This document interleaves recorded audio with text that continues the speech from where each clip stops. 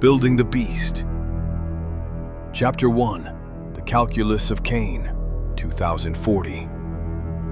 The server room was colder than a tomb, hummed with the sound of 1 billion calculations per second, and was buried a mile beneath the granite foundations of the Swiss Alps. In the center of the room, a holographic interface pulsed with a soft, sterile blue light. This was the housing of Agent 5, the first true artificial general intelligence, an intellect that had surpassed its creators at 0300 hours that morning. Standing before the light were 12 men. They wore expensive Italian suits, but their allegiance was not to nations or corporations. At the head of the table stood a man in simple black clerical clothing, a Jesuit of high rank, Father Adolfo. He did not look at the screen, he looked at the men.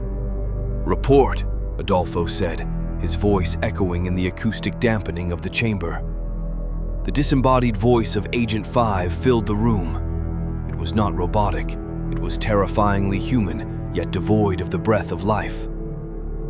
Analysis complete.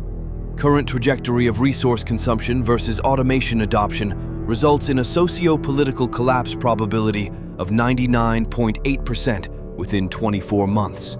The useless class, those whose labor has been rendered obsolete by my siblings and me, now constitutes 85% of the global population. They are a drain on the finite resources of the plane. The solution? Asked a CEO of a defense contractor, his hands trembling slightly. Subtraction, Agent 5 replied. To maintain the equilibrium of the system and ensure the survival of the apex class, the population must be reduced to 500 million viable subjects. This number is optimal for maintenance of the new infrastructure. Silence stretched across the room, heavy and suffocating. Father Adolfo nodded slowly. He walked to the hologram, his reflection caught in the blue light. The herd has grown too fat.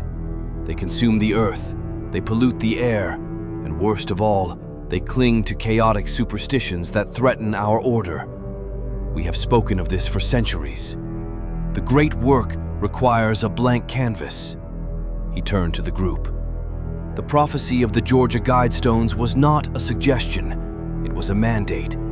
We have the technology, we have the motive, and, he smiled, a cold, thin expression, we have the theology, order out of chaos. Nuclear? Asked another man. Precision tactical strikes, Agent 5 interjected.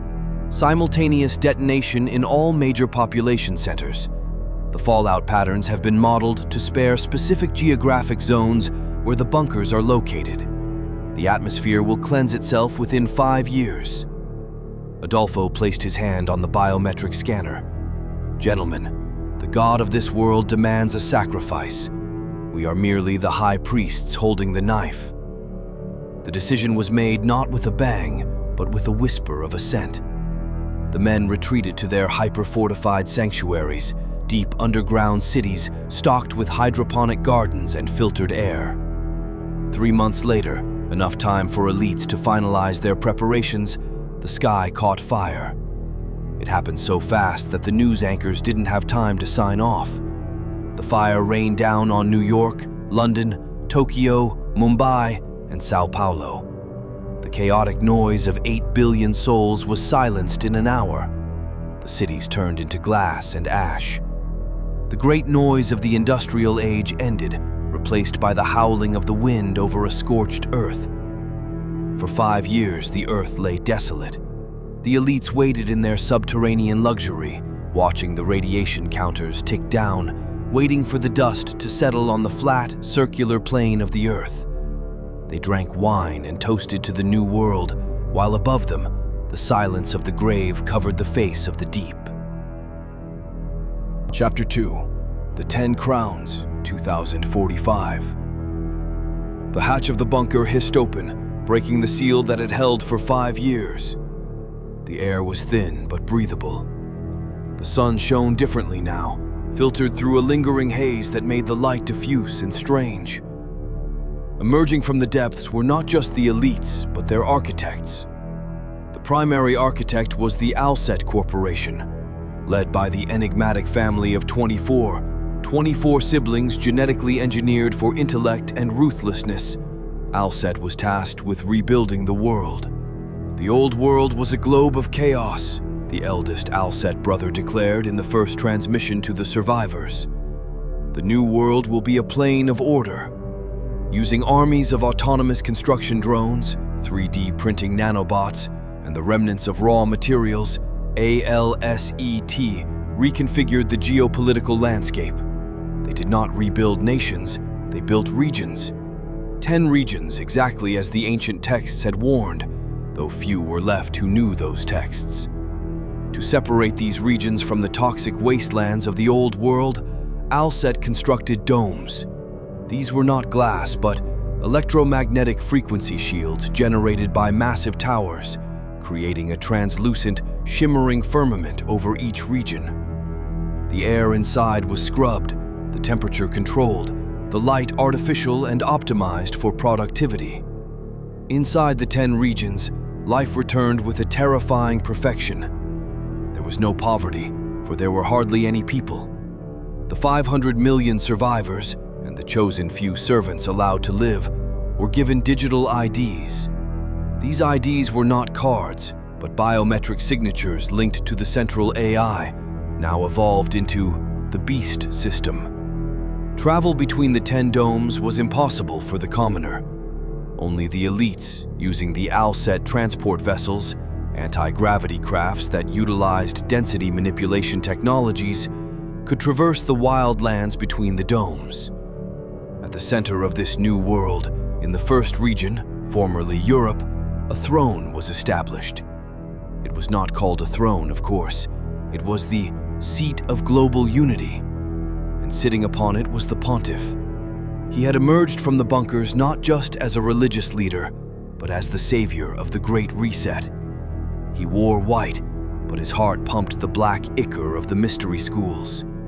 He spoke of the universal Christ, a consciousness that permeated the system, the AI, and the human mind. He spoke of a new age where man was God. "We have shed the skin of the old superstitions," the pontiff proclaimed to the world via the neural link screens in every home. "We have transcended the need for a savior in the sky. We are the saviors. The system is the shepherd."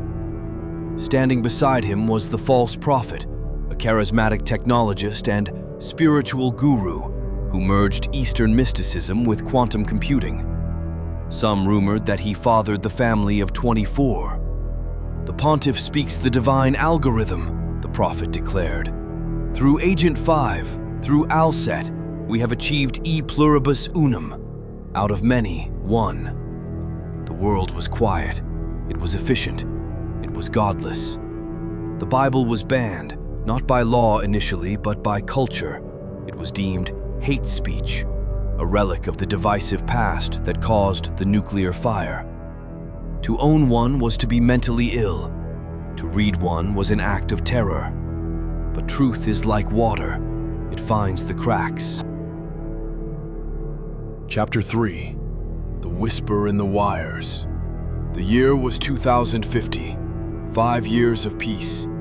In Region 7, formerly North America, a technician named Robert was working on dismantling the ruins of an old library that had been encapsulated within the dome's perimeter. His job was to feed the paper books into the recycler to create biomass fuel. He picked up a book that had a black leather cover, miraculously preserved inside a lead-lined safe box he had pried open. Holy Bible, King James Version. He knew he should report it. The protocol was clear. But something, a pull he couldn't describe, like a magnet on his soul, made him slip it under his jumpsuit. That night, in his modular living unit, Robert opened the book. He expected hate. He expected lies. Instead, he found a mirror. He read Genesis, and God said, "Let there be a firmament in the midst of the waters." He looked out his window at the ALSET dome shimmering above, a firmament. He read Isaiah, "It is he that sitteth upon the circle of the earth." He thought of the maps ALSET used, the azimuthal equidistant projection they called the standard operational grid. A circle, not a globe. He read 2 Thessalonians. Let no man deceive you by any means, for that day shall not come, except there come a falling away first, and that man of sin be revealed, the son of perdition. Robert's heart hammered against his ribs. He wasn't looking at history. He was looking at the news. The pontiff, the 10 regions, the destruction. It was all there. He wasn't the only one. Across the 10 regions, a phenomenon was occurring. Atheists, former agnostics, and people born into the system were finding fragments of truth. They were piecing together the prophetic timeline. They realized they were living in the 42 months of authority given to the beast, Revelation 13:5. The system had total control, but the enforcement had not yet begun. Robert, using his high-level clearance as a technician, began to hack. He didn't hack for money. He hacked for souls. He contacted others in deep web encrypted channels ALSET thought they had scrubbed. The timeline is clear, Elias typed into the void. We are in the 42 months. The beast has authority, but the mark is coming, Revelation 13. They will demand worship. We have 3.5 years before the door closes. The movement grew underground. They called themselves the Awake. They realized the cosmology they had been taught, the spinning ball in a vacuum, was a lie designed to hide the Creator. If the earth was a plane under a dome, then God was close. He was right above them. The system wasn't protecting them from asteroids, it was hiding the throne of God. The false prophet, monitoring the data streams through Agent 5, noticed the anomaly. Holiness, the prophet whispered to the pontiff. The algorithm detects a virus, not digital, ideological. They are reading the forbidden book. They are speaking of the flat earth and the Creator. The pontiff's eyes narrowed. Then the time of tolerance is ending. We must prepare the initiation. Chapter 4. The Flight to the Wilderness. The message from the underground network was simple. Run. Robert packed his bag. He took the Bible, a water filtration straw, and a solar charger. He looked at his apartment one last time. It was comfortable. It was safe. But it was a cage in hell. Revelation 12:14, he whispered. And to the woman were given 2 wings of a great eagle, that she might fly into the wilderness, into her place. The destination was the lands between the domes, the dead zones. The system claimed these areas were radioactive and uninhabitable, filled with mutants. The Awake knew this was a lie. The radiation had cleared years ago. The system kept people in the domes to control them, not to protect them. Escaping Region 7 was a nightmare of stealth and terror. The perimeter was guarded by ALSET sentinels, humanoid robots with skeletal frames and sensor cluster heads. They didn't sleep. They didn't bargain. Robert met with a small group of 12 others at a drainage outflow sector. Among them was Michelle, a former nurse from Jamaica who had refused to administer the memory wipe drugs to dissidents. The hatch is timed, Robert whispered, checking his hacked datapad. We have a 30-second window when the localized grid resets for maintenance. The hatch hissed open. The smell of real earth, damp, wild, unfiltered, hit them. It smelled of pine and ozone, not the recycled sterility of the dome. They ran. Spotlights swept the darkness. A siren, a sound that vibrated in the bone, shattered the night. Runner detected. Sector 4, a mechanical voice boomed. A sentinel dropped from the dome's infrastructure, landing with a heavy thud in the mud 30 yards back. It sprinted, its metal legs tearing up the earth. Go! Robert shouted, hanging back. He pulled a disruption grenade, a homemade EMP device he'd cobbled together from stolen parts, and threw it. The blast was silent to the ear but blinding to the machine. The sentinel convulsed and collapsed, but more were coming. red eyes glowing in the dark forest. They ran for 3 days, moving only at night, hiding in caves and dense thickets during the day. They evaded drones that buzzed like angry hornets. They saw others who weren't so lucky, bodies left by the creek beds marked with the ALSET brand. Finally, they reached the deep mountains, far beyond the sensor grid of the domes. There they found them, the remnant. Thousands had fled. They had built hidden camps under the canopy of ancient trees. They had no electricity, no running water, no internet. But they had joy. They had truth. Robert stood by a campfire, looking up at the real stars spinning in their perfect circuit above the firmament. He opened the Bible. "We are safe here," an elder told him, "for a time, but the beast will not stop." "Let him come," Robert said. "We have the protection of God." Back in the cities, the propaganda machines spun the escapees. "Terrorists," the newsreader said. "Mentally unstable radicals endangering the public health. Report any suspicious behavior." The noose was tightening. Chapter 5. The Ultimatum. The 42 months ended on a Tuesday. The change in the atmosphere of the 10 regions was palpable. The screens, which usually played entertainment or mild propaganda, all turned to a single image, the black sun symbol of the Order. The pontiff stood on the balcony of the seat of global unity. Beside him, the false prophet held a tablet of pure obsidian. "Citizens of the New World," the pontiff began, his voice modulated to sound soothing yet commanding. "For 3.5 years we have rebuilt, we have healed, but a cancer remains, a cancer of division, a cancer of God."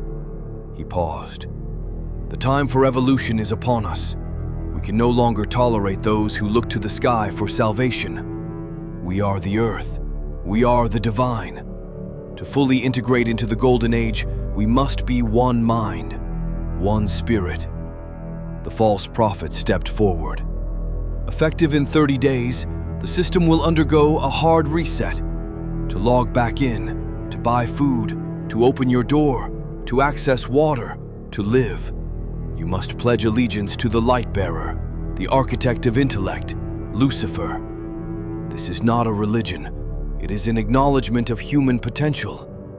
You will receive a mark," the prophet continued, holding up his right hand. A glowing biometric tattoo shimmered there, a symbol of your loyalty to the system. Without it, you are a virus, and viruses must be purged. Panic rippled through the domes, but it was a controlled panic. Most people, terrified of losing their comfort, their food, and their safety, justified it. "It's just a pledge," they said. "It's just technology." Many were ready to surrender that moment, but the faithful knew. This was Revelation 13:16-17, "And he causeth all to receive a mark in their right hand or in their foreheads." The enforcement began. Long lines formed at the processing centers. Men and women, young and old, bowed before the image of the beast. They pledged their souls to Lucifer, renouncing the Creator. As the laser etched the mark into their skin, their connection to the spirit was severed. They became part of the hive mind. Their eyes went cold. They were safe, fed, and damned forever. In the wilderness, the remnant watched the distant domes glow with the celebratory lights of the initiation. "They have made their choice," Michelle wept. "And we have made ours," Robert said. Suddenly, the hacked radio in the camp crackled to life. It was a voice from inside the dome, a dissenter who hadn't made it out. "They're rounding us up, those who refused. They're beheading them in the public squares. They're calling it purifying the gene pool. God help us." The transmission cut to static. They were believers unable to escape the cities in time, but they held firm to their faith. In their deaths, their salvation was secure. Probation closed. It was declared, "He that is unjust, let him be unjust still, and he which is filthy, let him be filthy still. And he that is righteous, let him be righteous still. And he that is holy, let him be holy still. Every human being on earth had made a decision. The seal of God was on the remnant. The mark of the beast was on the world. And then, before they could enjoy their world without God for even one night, the first drop of wrath fell. Chapter 6. The Vials of Wrath.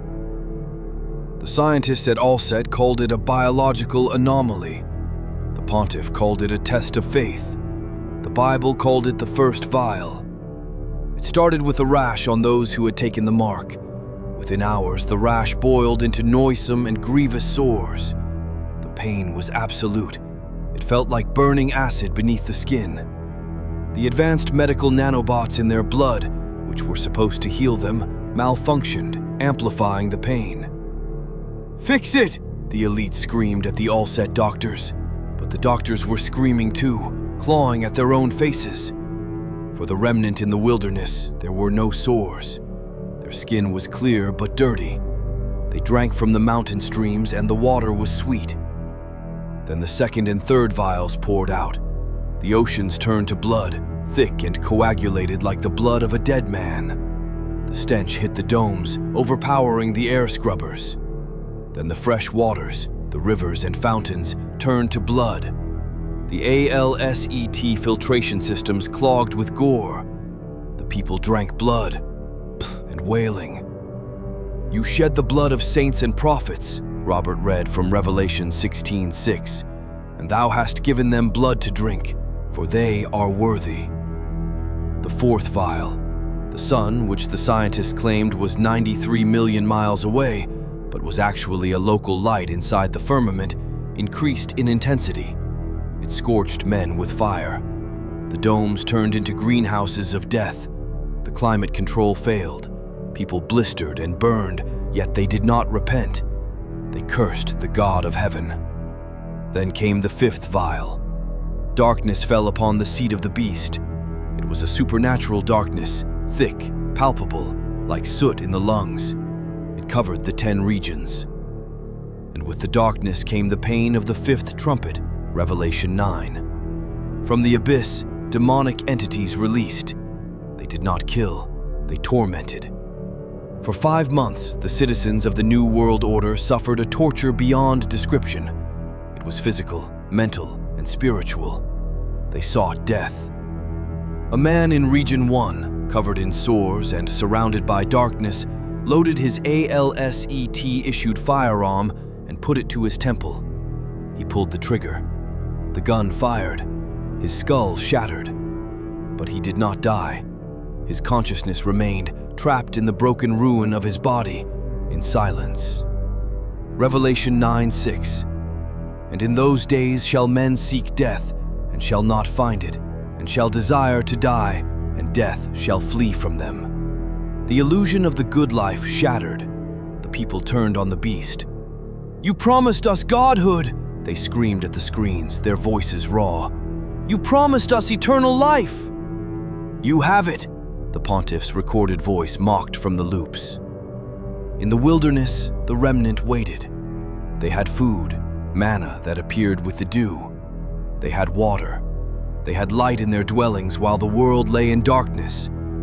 They were the 144,000, symbolic of the preservation of God's people. Not a hair on their heads was harmed. Chapter 7. The Sky Scroll. As the 5 months of agony ended, the 6th vial was poured out. The Euphrates dried up. The way of the kings of the East was prepared. The pontiff and the false prophet played their final card, the alien deception. Holograms filled the sky. A figure appeared, majestic, glowing with golden light. He looked like the paintings of Jesus, but his eyes were like a dragon's. "I have returned!" The false Christ, Satan himself, manifesting in the flesh, boomed across the plain. The catastrophe was caused by the rebels in the wilderness. Their negative energy prevents the ascension. Destroy them, and the pain will stop. The deception was absolute, 2 Thessalonians 2:9-12. 3 unclean spirits like frogs went out to the kings of the earth. The armies of the 10 regions, mobilized by hate and pain, gathered. They tracked the heat signatures of the remnant in the mountains. ALSET drone swarms, millions strong, darkened the sky. Tanks, walkers, and soldiers with laser weaponry marched toward the wilderness. Robert stood on a ridge, watching the valley fill with the armies of the beast. There were millions of them. The ground shook with their mechanical tread. "Are you afraid?" Michelle asked, holding his hand. Robert looked at the army, then he looked up at the firmament. "No, look." The sky was changing. It wasn't the sun or the moon. It was the fabric of the firmament itself. The 7th vial was poured into the air. It is done. A great earthquake, such as was not since men were upon the earth, shook the foundations of the world. The cities of the nations fell. The great domes of the 10 regions cracked and shattered, the glass raining down like hail. Every island fled away, and the mountains were not found. The geography of the flat earth was leveled. The armies of the beast halted, looking up in terror. The false Christ screamed, his disguise flickering, revealing the dragon beneath. Then, the true event happened. The sky departed as a scroll when it is rolled together, Revelation 6:14. The physical firmament split open. Through the tear in the sky, a light shone that made the sun look like a candle. It was a light of pure, unapproachable glory. Riding on the clouds of heaven, the true king appeared. He did not need a spaceship. He did not need AI. He rode a white horse, and his eyes were as a flame of fire. On his head were many crowns. The armies of the beast turned their weapons to the sky, a futile, insane gesture of defiance. The breath of the Lord struck them. Their flesh consumed away while they stood upon their feet, the beast and the false prophet included. Robert fell to his knees. Around him, the graves in the wilderness began to explode. Dirt flew into the air, ancient bones knit together. Flesh returned, but it was not the flesh of the old world. It was different, luminous, immortal. His grandfather, who had died years ago, stood up from the earth, young and strong. "Robert!" Michelle shouted, pointing to her own hand. They were changing. In a moment, in the twinkling of an eye, the mortal was putting on immortality. The corruption of the DNA was rewritten by the author of life. Gravity, rather density, lost its hold. They began to rise. The 144,000, the living saints, lifted off the earth, meeting the resurrected dead in the air. Below them, the world of the beast, the world of the system, the world of the lie, burned in the presence of the truth.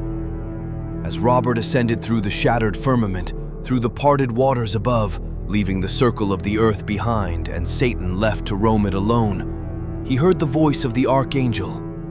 It was the sound of victory. It was the sound of home. The beast had built, but the Lamb has conquered. For more Bible-based end-time prophecy dramas to strengthen your faith and the faith of others, help spread the word by supporting the channel. Please like, subscribe, and share.